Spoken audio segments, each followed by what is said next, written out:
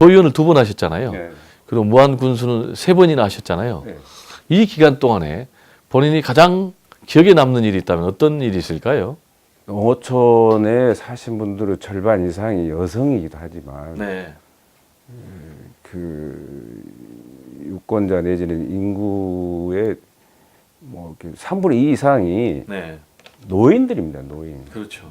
그래서 이분들을 어떻게 편하게 모셔야 할 것인가라는 그런 고민을 많이 해봤는데 대부분 이렇게 예산으로 모든 문제를 해결하려고 보면은 네. 열악한 지자체에서는 그 문제를 해결하기도 전에 벽에 부딪힐 수밖에 없어요. 네.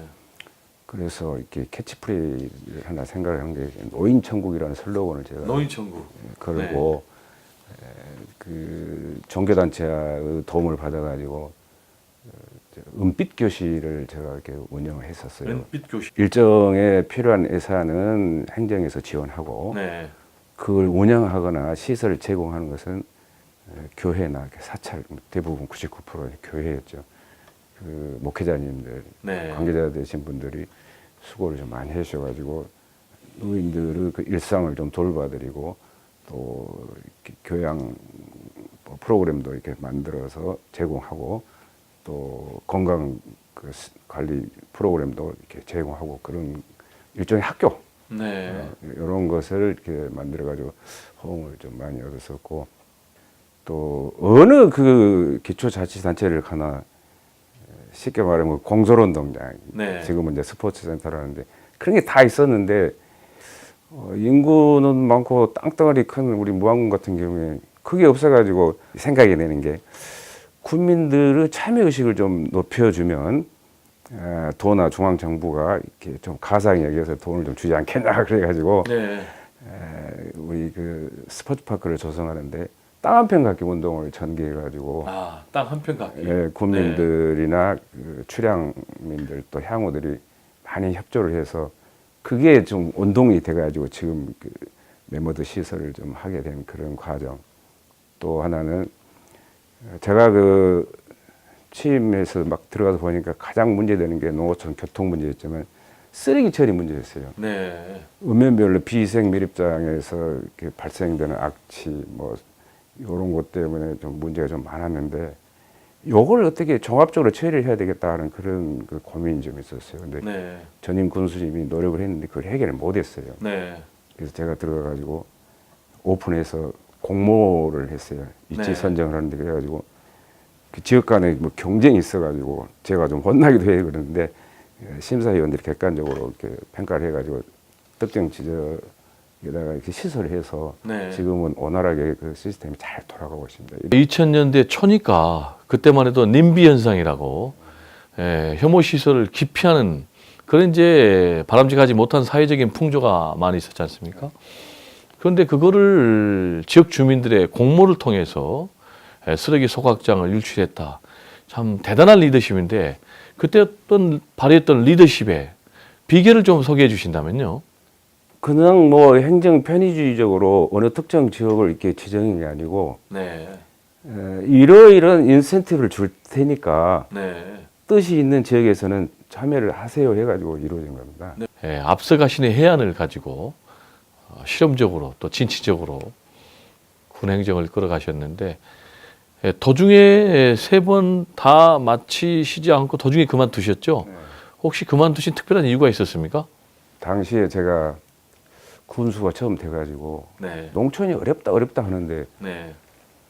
이 어려운 농촌을 어떻게 해결해야 될 것이냐를 고민하다가 먹고 사는 방법을 바꿔야 된다. 네.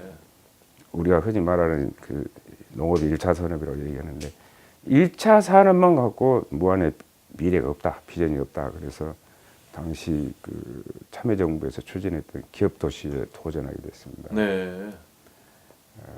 추진 과정에서 기업도시로 선정되는 것은 전남도보다도 우리가 먼저 이렇게 선정을 받기는 받았는데 뭐 결론적으로 말씀드리면 성공은 못 시켰지만 당시 그 주무부처나 관련 부처 또 이해관계가 있는 그 기업들을 이렇게 제가 이렇게 쫓아다니면서 사정도 해야 되고 부탁도 해야 되잖아요. 그렇죠.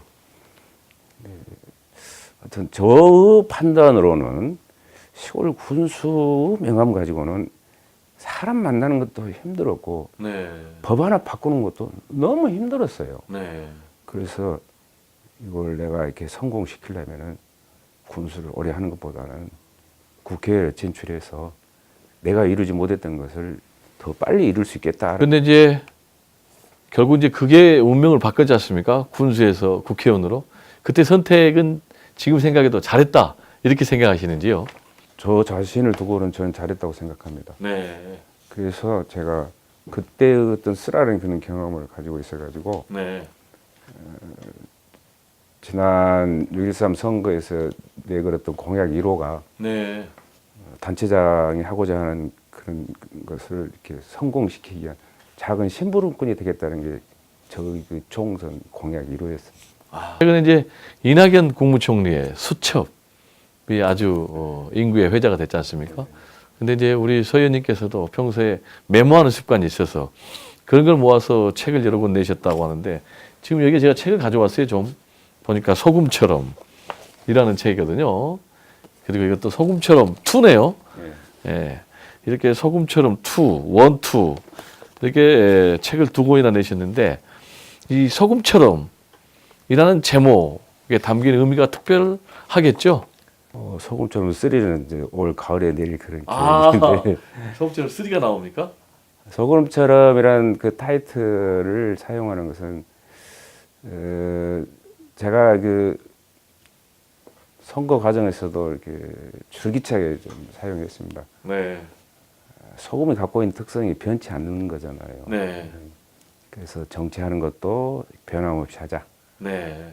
또 내 인생 살아가는 것도 소금처럼 변함없이 살자 하는 그런 뜻에서 쓰는 겁니다. 뭐 꼭 신한이 지역에서 뭐 소금을 자랑하기 위해서만 하는 것은 아니고 네. 2가지입니다. 정치도 인생살이도 소금처럼 이렇게 하고 살자라는 그런 뜻입니다. 이게 지금 하고 있는 이 소금. 네. 국회의원 배지보다도 소금 배지를 지금 차고 계시군요. 국회의원 배지를 내가 안 차겠다고 한 것이 내 공약 중에 하나입니다. 왜요? 심부름꾼이 군 배지를 찰 이유가 없죠. 네. 의원님의 인생을 일반적으로 다른 사람들이 평가를 하면은 성공한 인생이다 이렇게 평가를 할 것 같아요. 왜냐하면은 뭐 도의원도 2차례 하시고 군수도 3차례 하시고 또 국회의원도 지금 왕성하게 활동을 하고 계시는데 혹시 본인의 성공 비결을 3가지만 꼽는다면 어떤 것들을 꼽으시겠습니까? 앞으로 살아야 할 생도 많이 남았는데 성공했다라고 평가하기는 좀 섣부른 것 같고, 네. 그 도의원 2번 하고 군수 3번 하고 뭐 국회의원 지금 1번 하고 있는데 이게 다 우리 뭐 첫 번째는 우리 무안 군민들이 많이 도와주신 것이고 예뻐해 준 것이고 또 영암 군민, 신안 군민들이 사랑해 주신 그런 결과입니다. 네. 저는 뭐 평소에 아까 말씀드렸던 것처럼 소금처럼 살자 하는 그런 표현 연장선상에서 짧은 정치 이력이지만 일관되게 살아왔다. 네. 일관성. 그리고 저 나름대로 이제 드리는 말씀입니다. 네.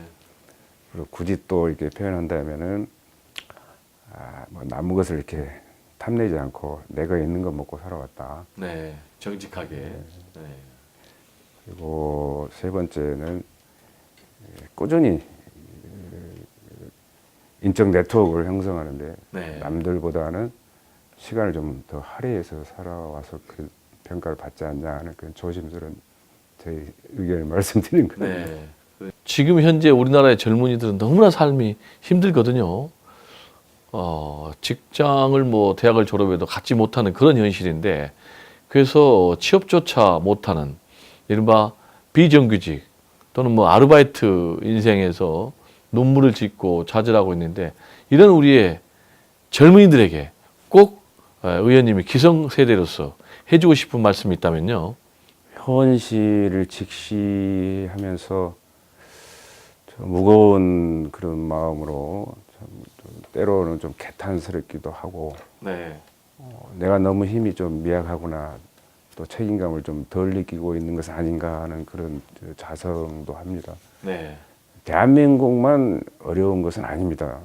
분명한 것은 세계적인 경기 흐름도 대한민국 못지않게 어렵다라는 그런 네. 생각을 갖고 있고 또 이게 저의 주장만이 아니라 통계상으로도 나타나 있는 겁니다.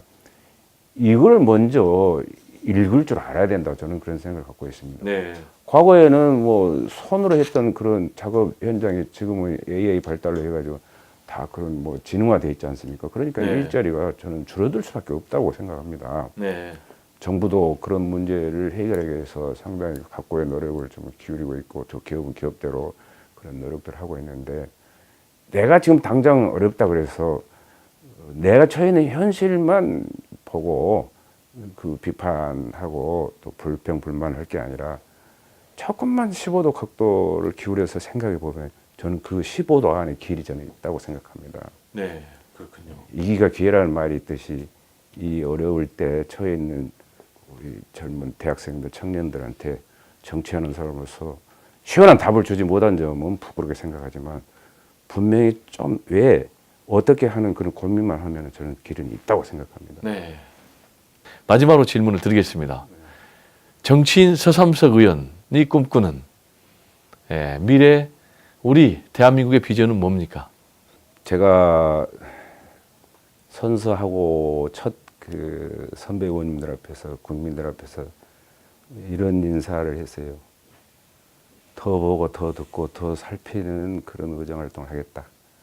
또 서민과 소수 약자의 이익을 대변하는 그런 정치인이 되겠다. 네. 또 평화 통일에 물꼬를 트는 그런 노력들을 하는 또 지역을 대변하는 작은 심부름꾼이 되겠다라는 말로 제가 인사를 한 그런 기억이 있습니다. 네. 이런 것들이 더 구체화되고 또 속도를 좀 낼 수 있도록 배전의 노력을 좀 기울여 나갈 그런 생각을 갖고 있습니다.